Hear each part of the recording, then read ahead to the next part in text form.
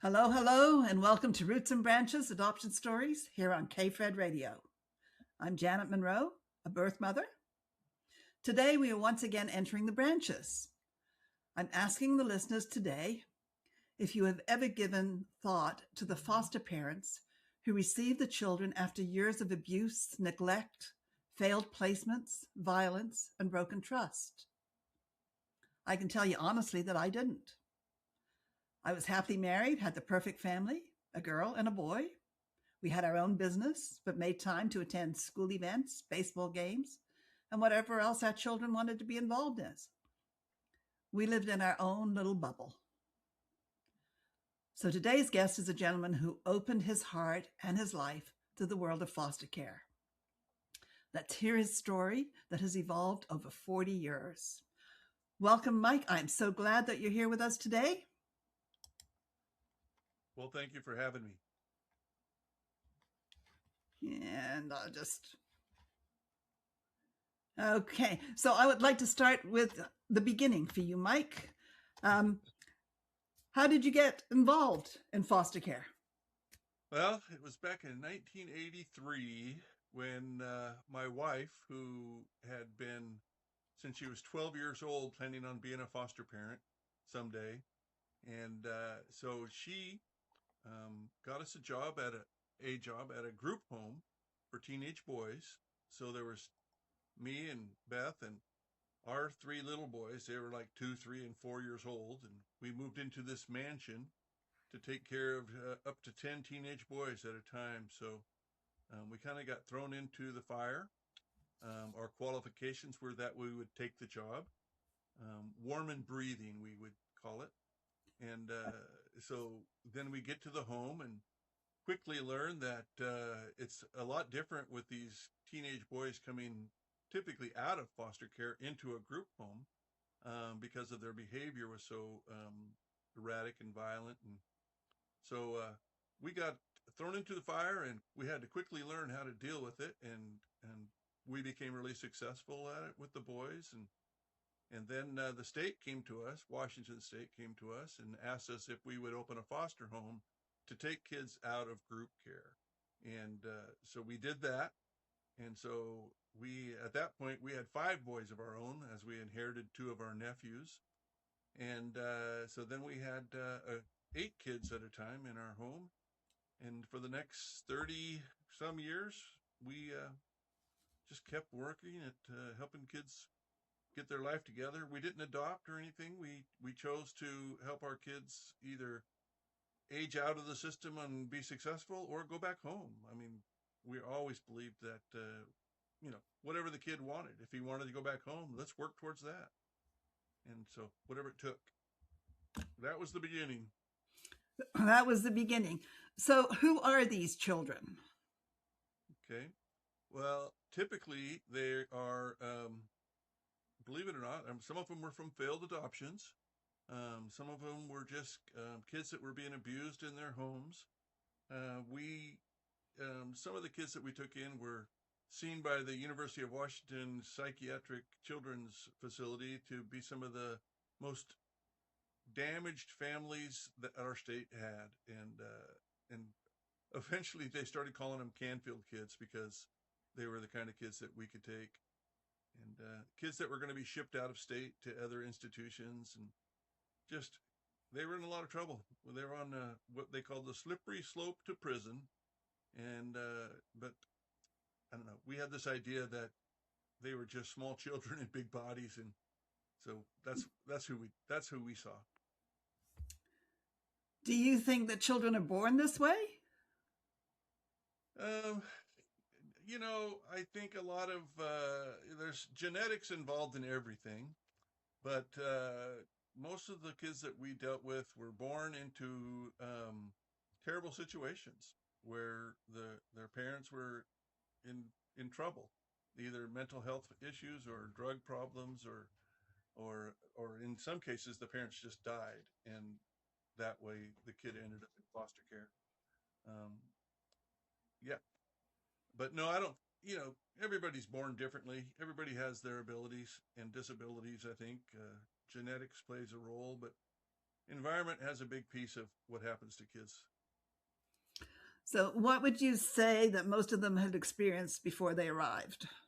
Oh gosh, physical abuse, sexual abuse, um, just exposure to drugs and alcoholic situations. So yeah, the vast majority of them were just physically abused. They had learned to use violence as a way of getting their needs met, and so that was part of our job, is to help them get their needs met without using violence. All right. So, you mentioned to me that they were basically one step away from jail. Yeah, those because again, in our world, if you use violence to get your needs met, the world doesn't like that. So they made rules and laws, and hurting other people is typically could end you up in jail. So, were these kids? Would you say that they were stealing, they were fighting, they were running away?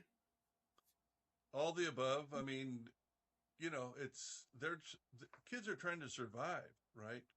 And so they're going to do what it takes to survive.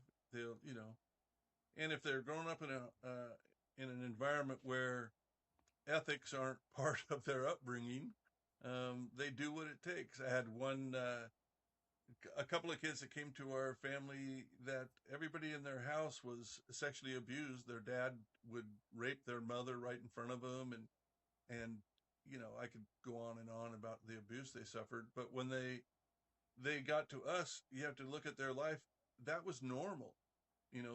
Having sex with other people when you're 10 and 11 years old, for them, was just the way the world is.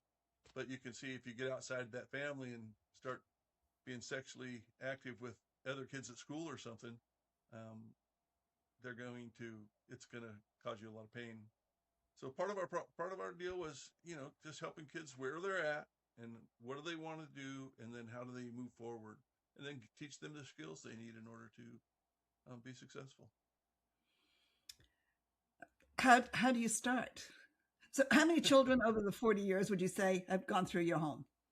Oh gosh, we never kept count, although we had six kids at a time for 32 years. Well, let me say for 31 years. The last year, as we slowed down, we didn't have a full house. But so you can do the math. That's just a full house for all those years, and some kids would stay for a few weeks, and some for a few months, and some for a few years. And we had a 5-year-old that I should say the state came to us and said, Mike, Beth, we have these 4 and 5-year-olds that are bouncing from 30 or 40 homes already in the foster care system. And they asked us if we would take them because we were having success with teenagers that had bounced from 30 or 40 homes. And so we started taking younger kids as well. And one of those kids stayed until he was 32 years old. And then we got to a chance to reunite him with his mother. And he's been there for now 3-4 years. How do kids that are 4 and 5 end up going between 30 and 40 foster homes? Well, if they moved in with you, you would know why pretty quickly. Okay. Because I had Brian. We used to talk to Brian about Brian. He'd wake up in the morning and he's on the bottom bunk, and I think he would hit his head on the top bunk, and that's how fast he was going for the rest of the day. And just to keep him safe, it took, everybody in our house to keep him safe. One day he ran into the kitchen, and I had one of those cutting boards that you pull out from the counter, and he came around the corner and bam, it hit him right in the forehead. Down to the floor he went, right? So I'm figuring, okay, I'm back to work. He comes running 5 minutes later, around the corner, bam, hits his head again. Runs into his bedroom, climbs up on the dresser, and tries to fly. And he's 5 years old. So it was, a lot of people blamed him for the problems. And then, of course, the state people were saying, well, he might need medication, but we want him to settle down someplace first. So away he would go. Yeah, people were pretty angry with him that had him in their foster home. And for us, it was like, well, this is the puzzle that we have to solve. And now he's mid-30s and lives about a mile from here. And we play video games on a lot of mornings together. So it's still a good part, strong part of your life. Oh yeah, yeah, and always will be. We are his family. I actually tried to get him interested in meeting other members of his family, and he's in his mid-30s. He just doesn't want to. Um, it's weird. He has a brother that like 2 years younger than him. It was strange that the home that he got adopted into didn't want my foster son to have a relationship with his brother. And everything in my bones says family should be connected if they can be. And but they didn't want to have a relationship with him. They already had a kid in their home named Brian, so they thought it would be too confusing for his brother. Anyway, So, what's your opinion of separating children and separating families? that's the last resort. Okay, it has to do with safety. You know, if you have a 16-year-old brother that tries to have sex with you every chance he can get, probably not the best to have them live with each other. But at the same time, when it's possible, family needs to know family, and for so many reasons. Yes, I agree with you completely on that. That they need to keep brothers and sisters together as much as possible because that's all they have. Yep. I have some friends that they run a camp every summer. It was called Camp To Belong, and what they would do is organize if siblings were separated in the foster care system, then they would have this camp where they would bring all the siblings together and have a week where they got to hang out with their family and get to know each other, and in many cases that just started long-term relations and connections that they were broken and weren't together, and now they're connected. So it's a beautiful thing. You brought these children in when you had biological children. Did you ever worry about them hurting your children, your own children? Yes, of course. And so we had to be hyper vigilant, and of course, the it's so funny. This never happened, but the kids that were in foster care already with us, when a new kid came in, they went to the new kid and said, "Look, this is a good thing. We don't want you screwing it up." Right. So, and then of course they said, never mess with Mike's wife, because I'm a big guy, and they just assume from their life that I would, step in and intervene. Never happened, but it was so cool that our foster kids that had been here for a while would train the new foster kids.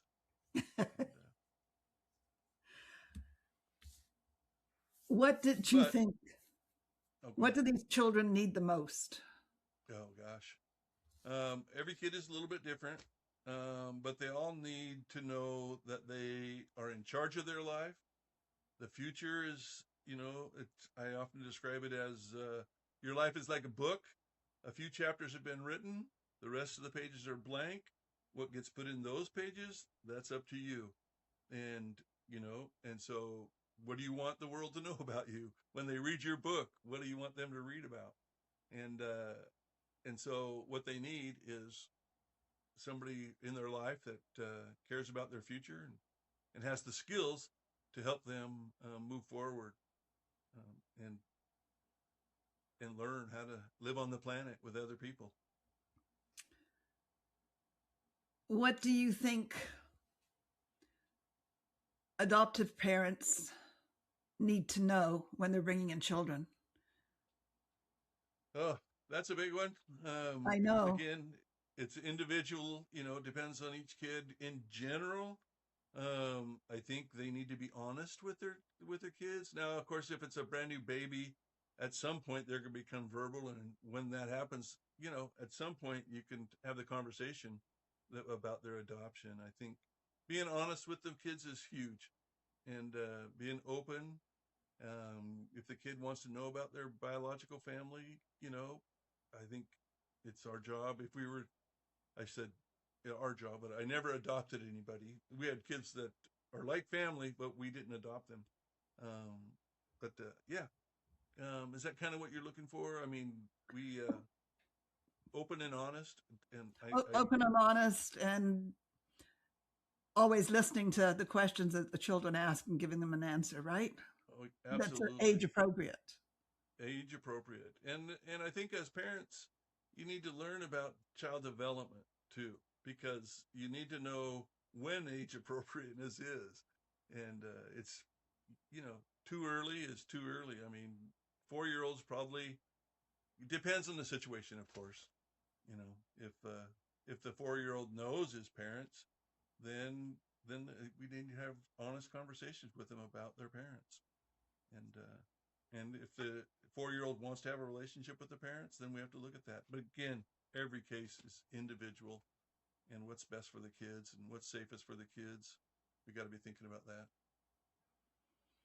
So when you have children come into your home as a foster parent, they know that adults leave, that adults hurt, that adults lie, right? Mm-hmm. So how do you meet that when they're first there? Well, How do you get through that with them? well, the first thing we do is we sit them down and we have a conversation, and we're listening to what their needs are. I ask the question, "What do you want?" Seriously, what do you want? And of course, some of them want a new car, but anyway, um, that's not going to happen. But anyway, but again, it's about just that. What's their story? And then we have this. We're Mike and Beth. We tell them, look, I'm not your dad. Okay. I'm, I may be parenting you, but you already have a dad. You have a story about what a dad is. You need to understand. My name's Mike, and I want all the best for you. And so we have an honest conversation with them about our relationship and what it is, and that the reality is you're in foster care right now, and you have the power to do whatever you want to do, and we can move forward in a positive way, or we can go through all the bumps and that. Plus, we tell them everybody in the house deserves to be safe, and so if anybody is causing any pain in anybody else's life, then we'll do something about that. The consequences will be real, and that, and of course, a lot of our kids spent the weekend in detention from time to time because they chose to hurt somebody else in the house, and we just had no tolerance. And that's what you need as a foster parent?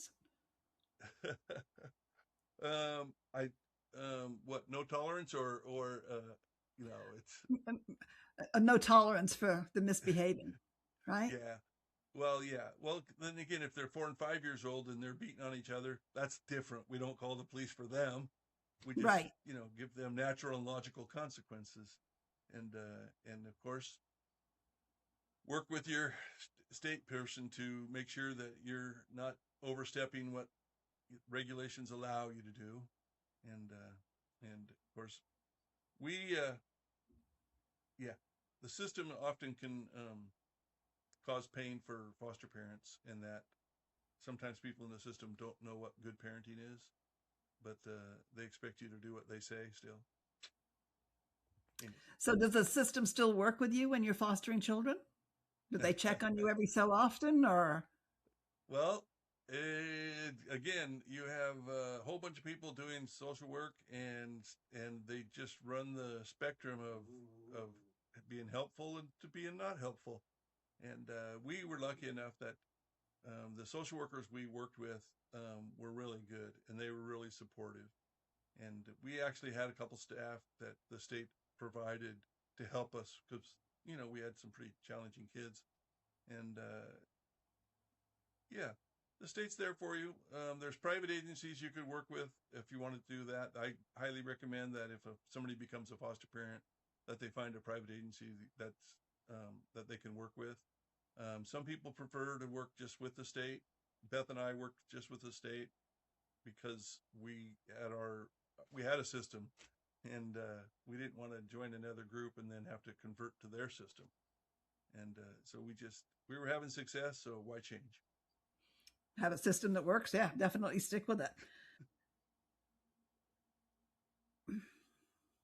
Do children borrow the emotional regulation of adults before they develop their own?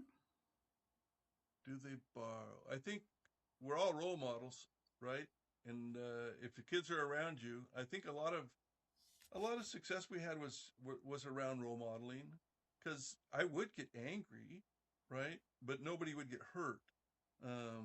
You could tell I'm angry because I'm probably a little sterner, right? And but at the same time, if so kids that were around anger where people got hurt, they'd come live with us, and then they'd be around me, and I could certainly hurt them if I wanted to, right? I would lose my license, I'd go to jail. There's lots of consequences for an adult hurting kids.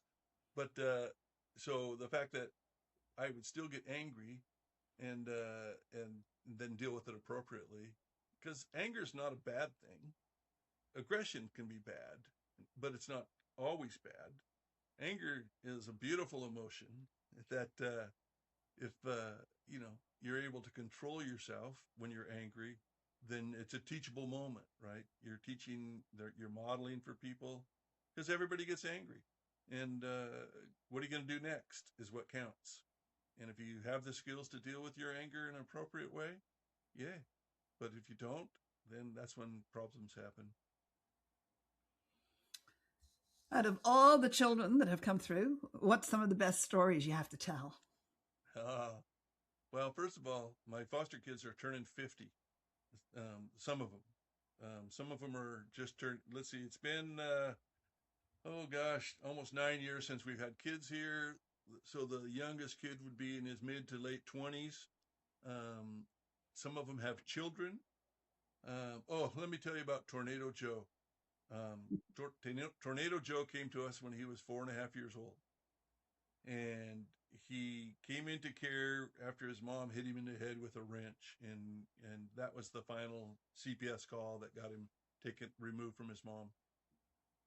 And of course, he would explode all the time. I mean, you just tell him no, and he would start breaking things.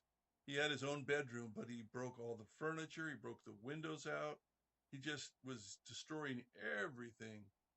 Um, and so one of the things that happened is that I built a room that he couldn't destroy. I built his bedroom so with plexiglass windows, and turned his furniture into 2x4 built bed that he couldn't break apart, and his toy box was, you know, in the closet, and then I took the closet doors off so that he couldn't just break them off.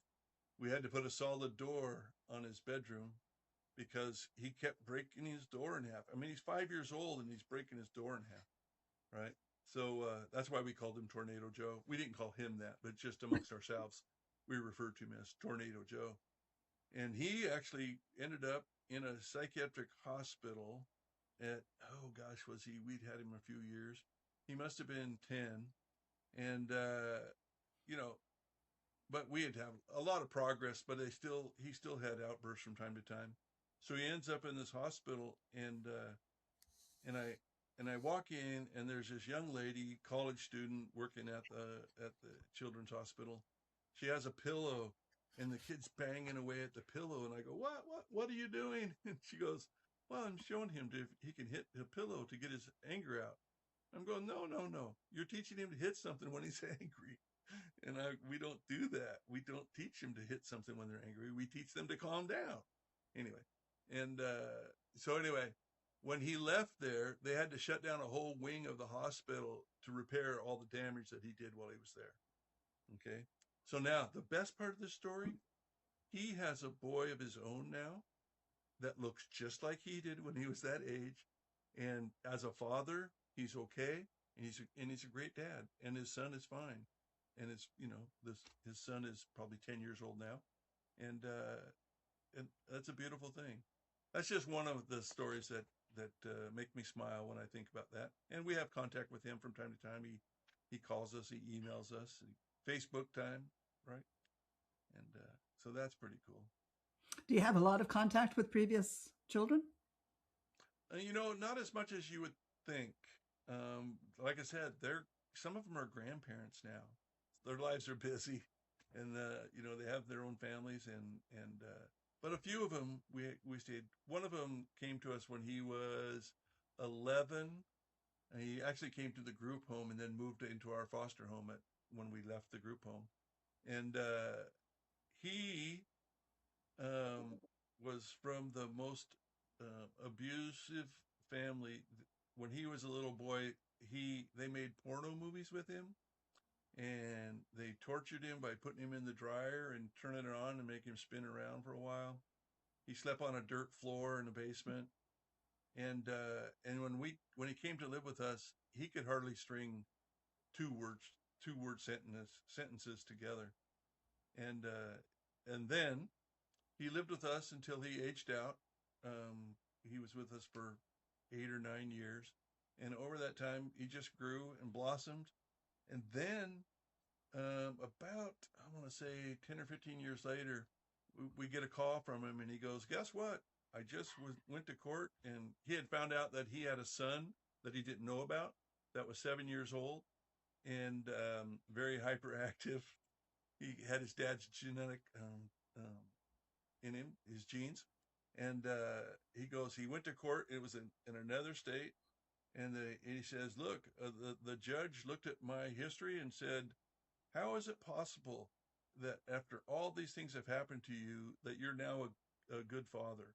Because he already had some other kids with another lady. And he goes, well, Your Honor. And he goes, Mike, you can look at the court recordings and see. But I told him, I said, Sean told him that he had these foster parents. And he named us, and he goes, that's how. And then he got custody of that 7-year-old boy from the court. And so that was a beautiful story. Sean, he's since passed away. He had some medical problems, but not the kid, Sean, our foster son. Right. That's sad to hear. Many foster parents quit. You didn't. You stuck with it. So why did they quit? Well, lots of reasons. Sometimes it's because they adopted the kids that were in their home, and that was their whole purpose of fostering, was to find a child to adopt, and so they get they adopt their kids, and they stop. Others struggle with the system. That the rules are too strict. They just don't feel supported. They get accusations. There's a story in the system that it's not if you'll get an accusation, it's when will you get an accusation, because some of the kids have learned to manipulate the system, and if you don't let them go spend the night at their friend's house, then they call in the state and say you're abusing them, and who knows what happens after that. But as a foster parent, any allegation it's just heartbreaking, because what if people believe it, and then that's who you are forever. So why do people leave? Typically it's because they have a problem that can't be solved, or they see a kid. In some cases, I know foster parents that have had kids for 4 years, birth to 4 years. And then the kid goes home, and then they're so hurt by that they just can't do it anymore. Our state decided that reunification was really important. I know one case where a girl lived with her mom from birth to 8 years old, and then the adoptive mom got 15 minutes to tell her goodbye, and then they took her away and gave her back to her biological parents. And so there's lots of reasons out there that frustrate people into quitting. So I was talking to. Oh, go ahead. No, you go ahead. Okay. A lot of people are just, you come in with your, all excited, and then the reality is that it's hard work. And if the kid's not who you expected to be, and they don't come in and say, oh, thank you for taking me, I love you so much, and some parents are expecting that they foster parents expect that the kids will appreciate them just for taking them in, but that's not the way it works. No, I lost my question that I had there. Oh, I was talking to a lady last week, and she was from the state of Arizona, and she said that there were 7,600 foster children, but only 3,000 foster homes. Hmm. Does the same apply in Washington? I think right now we're just shy of 5,000 kids in foster care, and um, the state tells me they have enough foster homes. I tell them, no, you don't. Because if it was up to me, there would be hundreds of foster homes in every city with no kids in them. Okay, they're just licensed, they're trained, and they're ready for the right placement. Put the kid in the best possible match. But that's not the system. The system is there's an empty bed, we'll put the kid there, and that doesn't always work. So you've worked on policy with the state, I have. and how have you changed it? Well, lots of little tweaks. A couple things. Let's see. Probably the biggest thing is we worked with them to quit calling it foster to adopt. Okay, because it's a lie. You're a foster parent, and that's your job. So that was one of the things that we got. We had a House bill passed that forced the state to meet with foster parent leadership on a quarterly basis. And every quarter we would be able to bring 14 issues to the state. And every quarter we brought 14 issues to the state that needed to be worked on.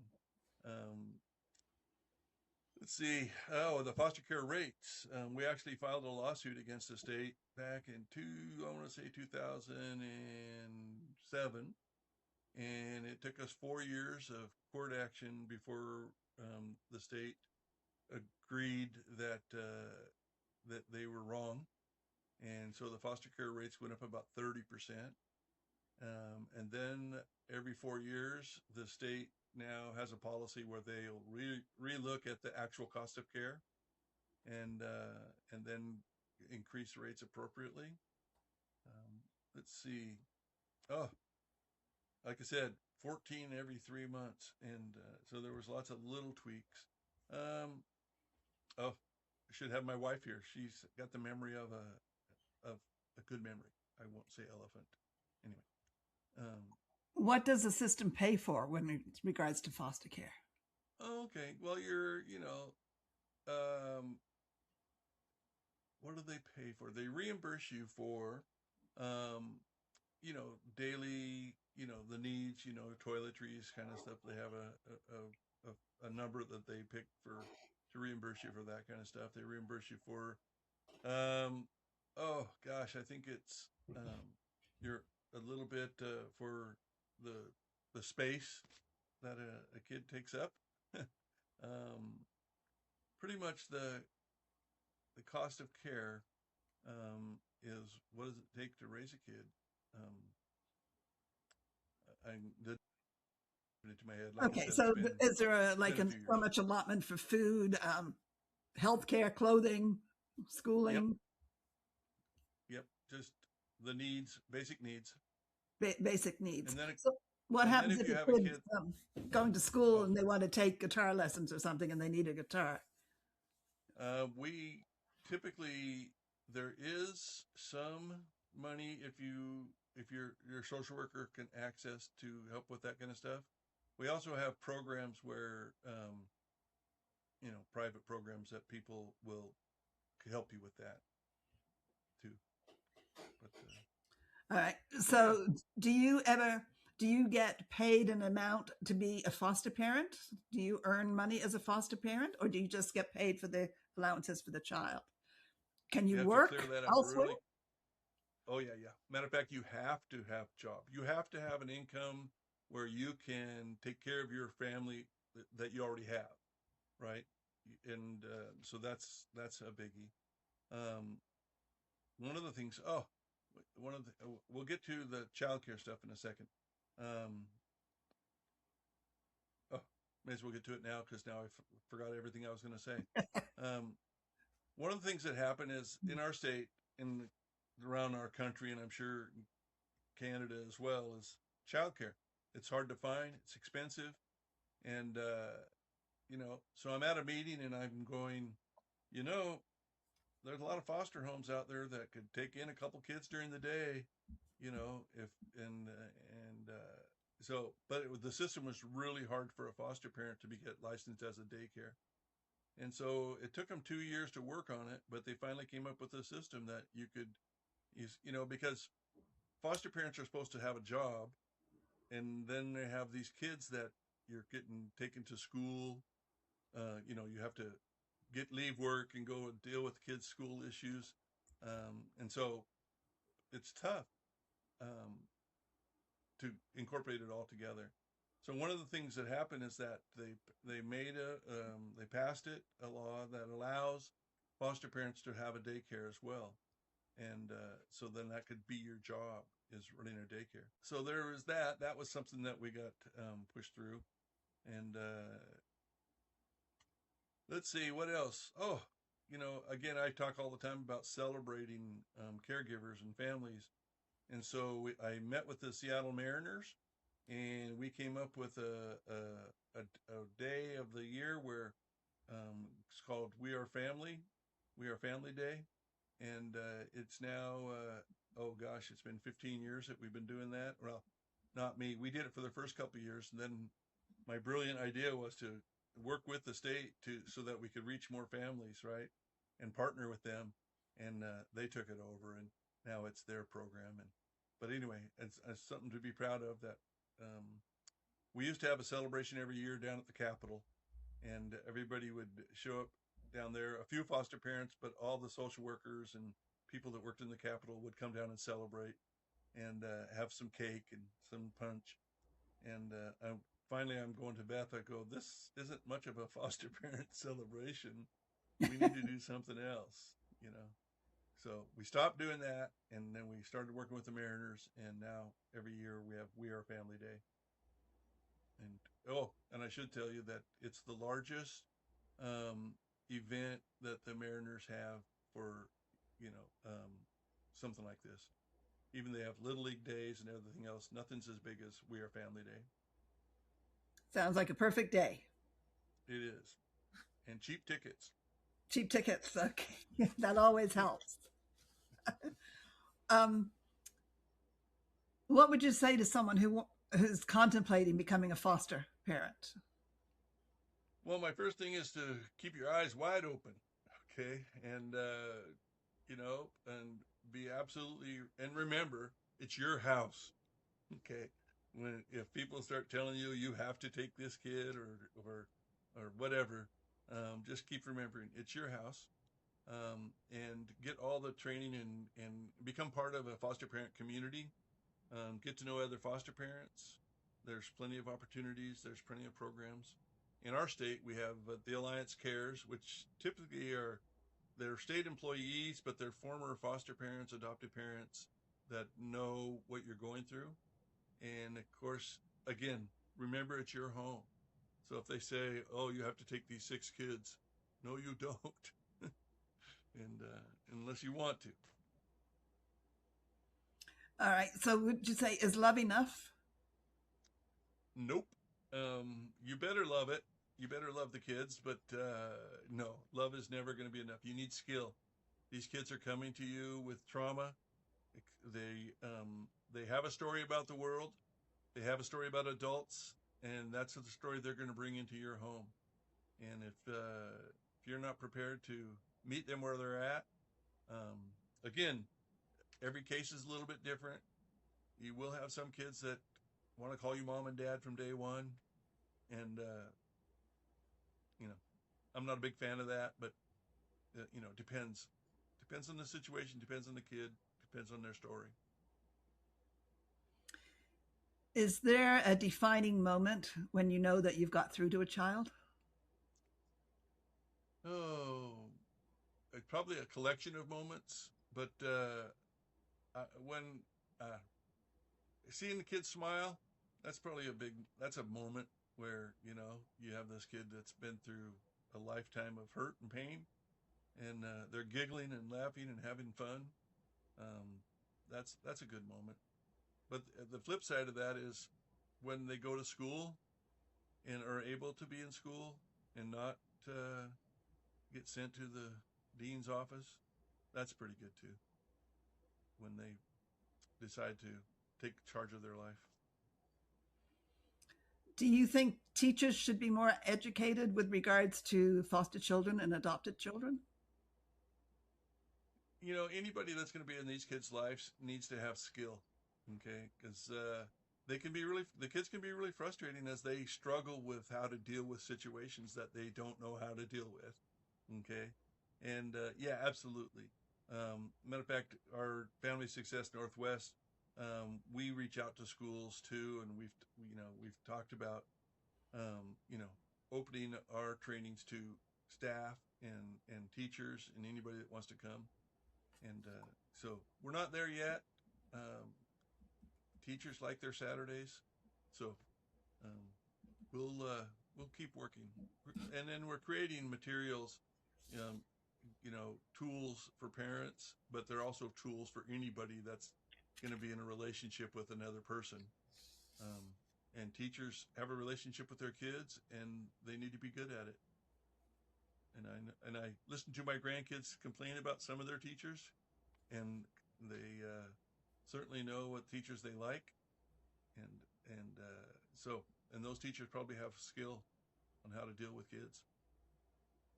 Being a teacher is a tough job, and It it's is. not getting easier. How do they prevent burnout? How do foster Again, parents prevent burnout? um, again, it's about having that story in your head that you feel like you're in charge of your life, and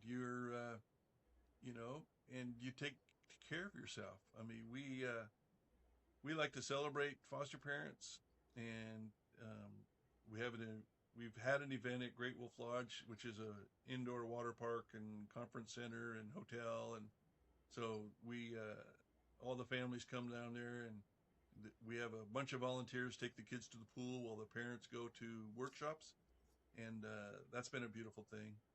Um, One of the things we're working for now is working with our legislature to make that an event that the state pays for, because it's really costly.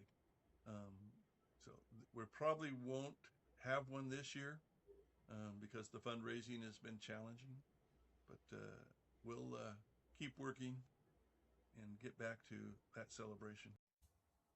Hello, Mike. The one question that I have for you that I think is really important is what happens to the children when they age out of foster care? Well, in the state of Washington, they have an option of actually staying in foster care. It's called extended foster care. The state lowers the foster care rate down to level 1, and then they can stay until they're in their 20s. So they get like 3 more years. In other states, though, you turn 18, you're just on your own, and a lot of those kids tend to find family and move in back, go back home if they can find some family to live with.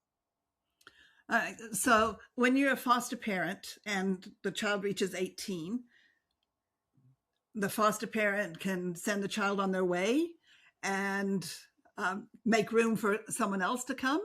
Or do foster parents have a close relationship that maybe they'll let that child stay with them and continue? Well, I would hope that they develop a relationship that, and that they can stay with them, because it's when you're a foster parent for an older teen, you're their family, and if they need a place to stay, then you're it. And then, of course, in the state of Washington, which I know the most about, if you go off to college, they'll keep your place in your foster home, so that when you have weekends or vacations or whatever, you have a place to go. So the state will continue to pay the foster care level 1, reimburse the foster parents to hold that space.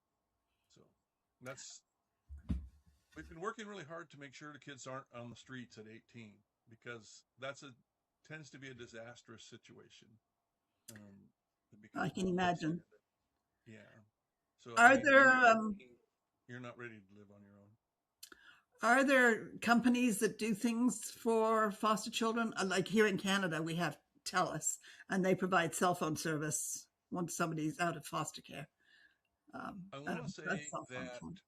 I want to say that companies are stepping up. There's a movement to help kids find a place to live. You know, if they're heading towards the streets, there's organizations like the Mockingbird Society here in our state, and they work to help kids find a place to live. Um, and So you say the there's Mockingbird even a movement to Society help. is There's only even a movement available to in help those Mocking? kids get a car so that they Right. can get to work. There's a movement to help kids that are aging out of foster care to get a car so that they can get to go to work, and they're going to help them with housing. And so yeah, there's a big movement in the state of Washington to have kids not be homeless when they leave foster care. Now, how does that movement spread to the other states? Well, I think I'm not an expert on all the states, but I know that other states are moving in that direction too. California, for one, Oregon probably um, are helpful with kids exiting foster care. But yeah, it's just one of those things where it just needs to people need to do the right thing, no matter what state you live in. You've got to take care of those kids. So I imagine Maryland and there's other states that are stepping up for them kids too. Somebody could do some research probably on that. Do you have a number for the number of foster children there are across the whole United States, or just Washington's figures? I think it's we used to just say 4 to 500,000, and now I think it's around 400,000 um, That's a kids. lot of children. Yeah, it's with the fentanyl crisis didn't do us any favors. Um, Put a lot more kids into foster care. And then when you start talking about kinship care, boy, there's just every state probably has 50,000 kids in kinship care. And how does that differ from foster care? Well, it's their family in one way or shape or another. In some cases, they're just suitable others, which are like coaches or somebody that knows the kid real well or somebody like that. But in the state of Washington now, you can get a foster care license for your kinship care, and so which is a license that allows you to get foster care rates for your kin.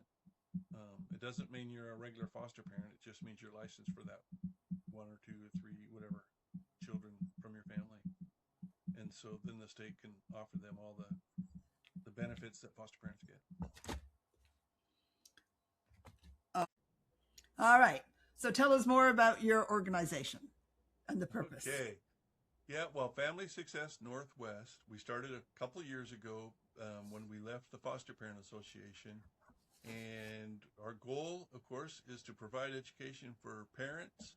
I've connected with some business people that it turns out that the trainings that we provide are good for business leaders as well, because it's about relationships. We focus on the relationship between the parent and child, of course, but a relationship is a relationship, and there's things in every relationship that are the same skill set, right? And so our organization is basically building around how can we get training and knowledge out to families and to anybody who wants it. And so we are currently redoing our website so that it's more interactive with people. And so we'll have trainings on there. I have books that are tools. And so we will kind of put it on a training, then a book that they could associate with that training. Like if your 4.5-year-old is tantruming, we have a book for that. Okay. And it guides parents on dealing with their kids that are tantruming. Let's see.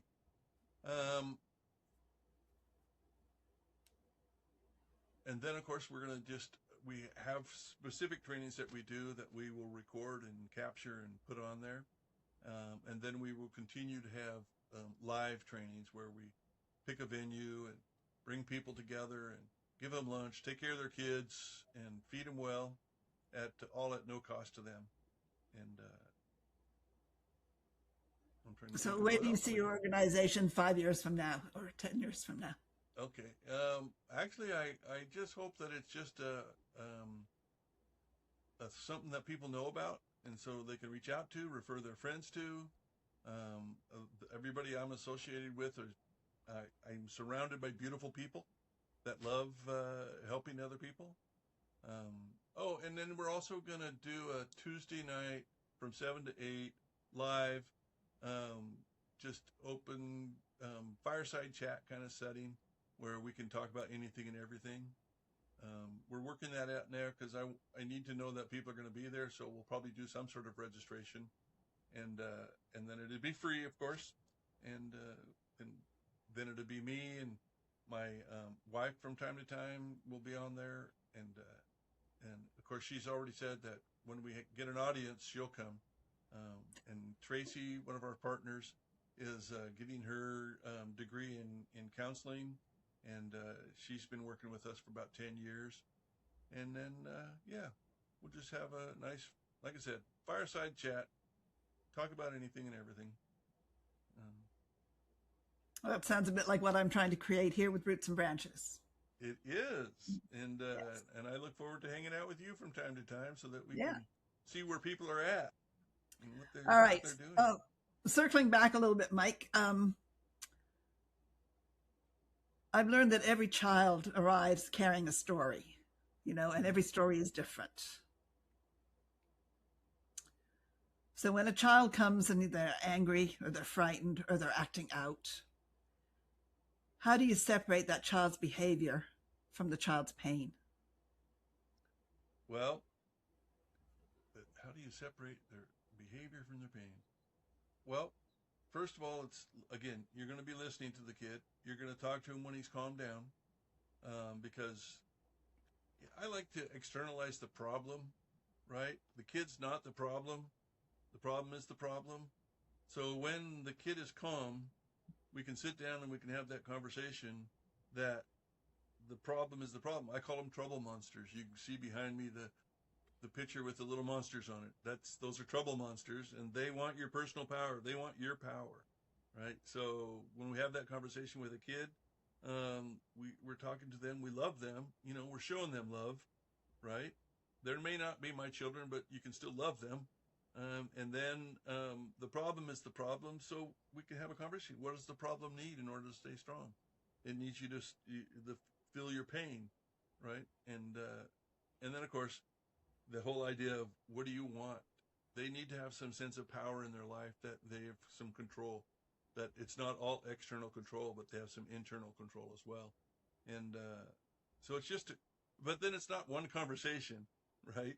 It's 1,000 conversations that need to happen over time.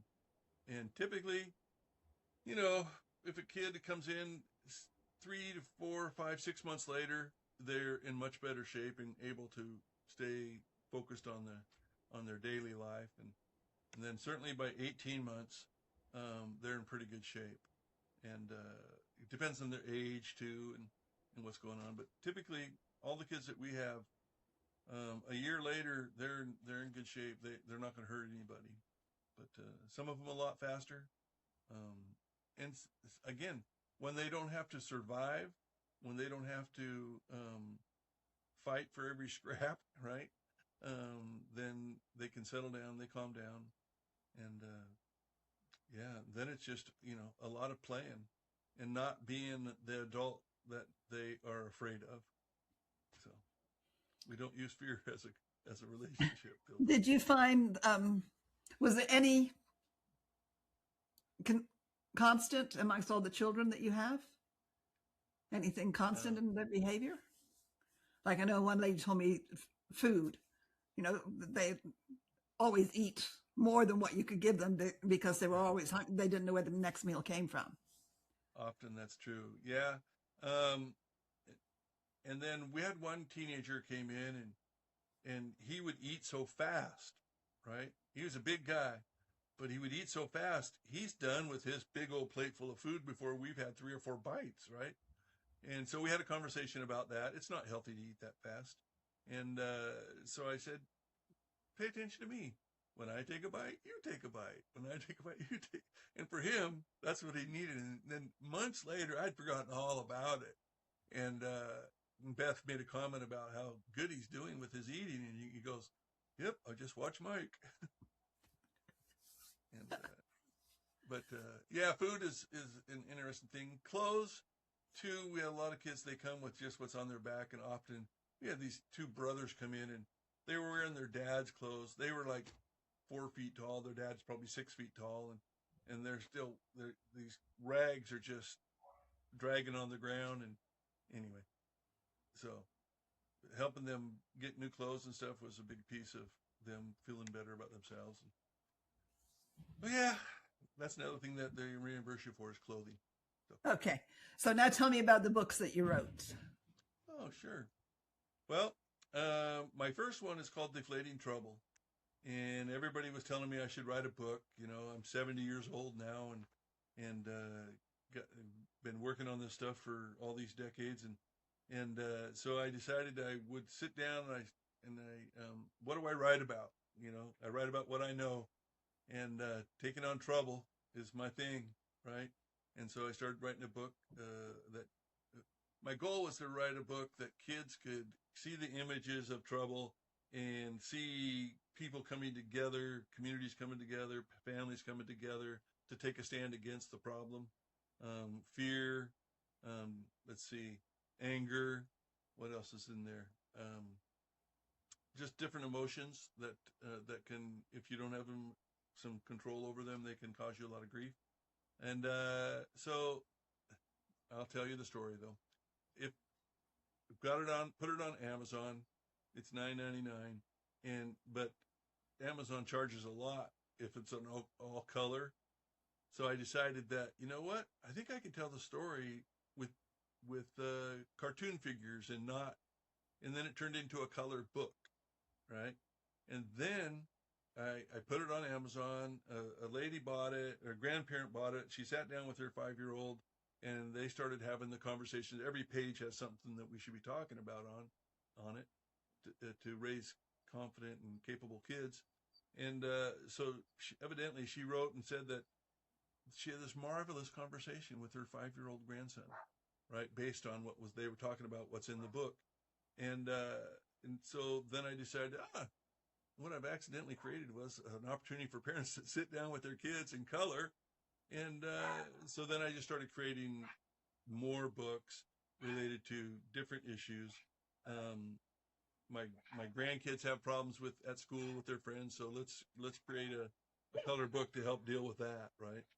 And so now my last one, I belong to a business organization where we meet once a week, and we started talking about, the challenges of AI taking over the world, right? And I hope you can't hear my dogs barking. Well, I can a little bit, but I'm also wondering, I don't have anything on here that says it's recording like I normally do, so. Oh. Well, I'll just tell you, and then, yeah. and then my last one is that I realize that kids are so afraid that there are not going to be any jobs out there. And there's just huge issue about people that can work aren't working. They're just choosing to live in their parents' basements. Anyway, so I thought that we need to, as a society, one of the things we could do is sit down with our kids when they're young and have them know about all these different jobs out there. So I wrote this book. It's called The Trades, Occupations, and Trouble Monsters.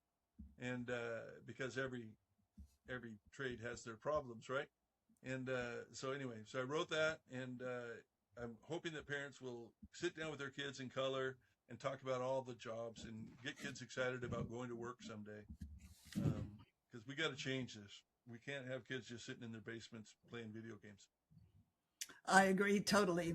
I've got a 16-year-old grandson, and video games are one of his priorities. As I put in there is a software engineer. So yeah, if you're gonna have to do more than just play video games. You'll have to learn how it all works. So definitely, He could probably design some video games for the amounts that he plays them, right? And come up with something and be creative. And he is Yeah. actually a very creative individual.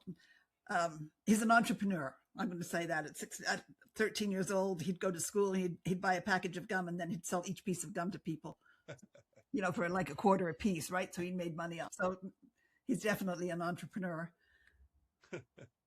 Well, one of the things in the book talks about all the character traits that the occupation needs, integrity, responsibility, just goes on and on about all the different, you got to be a good person. If you want to make money out there in the world, you got to have some strong qualities.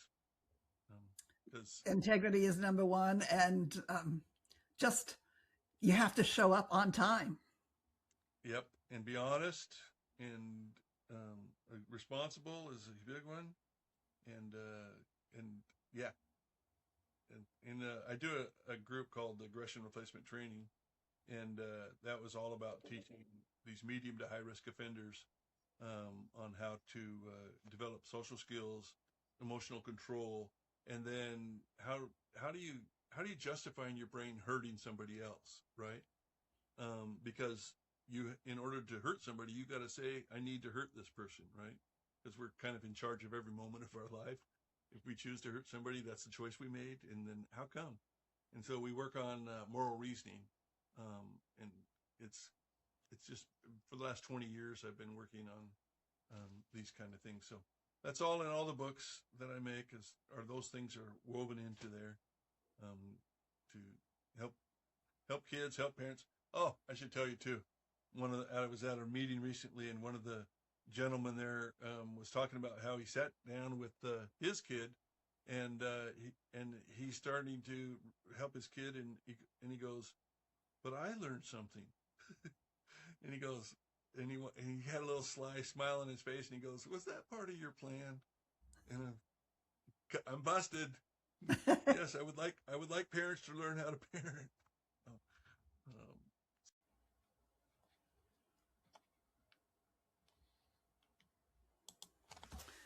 Mike, thank you. I think one of the most important things I've heard today is something that sounds so simple, but really isn't. The child is not the problem. The problem is the problem. You've spent more than 40 years working with children who came into your life carrying anger, fear, trauma, and behaviors that sometimes put them just one step away from jail. But instead of asking what's wrong with this child, you and Beth looked beyond their behavior and asked what happened to this child and what does this child need from us now? And maybe that's something all of us can take away from today's conversation. Love matters. But as you've reminded us, love alone isn't always enough. These children also need patience, consistency, boundaries, skills, safety, and perhaps most importantly, someone who hasn't given up on them. Some of the children who came through your home are now parents and even grandparents themselves. And that tells us something about the difference one safe adult or one safe family can make. And Mike, you and Beth haven't stopped. Through Family Success Northwest, you're continuing to give parents and caregivers the tools you've learned over a lifetime of working with children and families. To those listening today, perhaps Mike's story has made you think differently about the children in foster care. Maybe it's even made you wonder whether there could be a place for one of those children in your life. Because behind every behavior is a story. And sometimes what changes the next chapter is simply having someone willing to stay long enough to help write it. Mike, thank you for sharing your story and for everything you and Beth have done and continue to do for children and families. And to everyone listening, remember, every adoption story, every foster care story, and every family story is different. That's why we keep listening.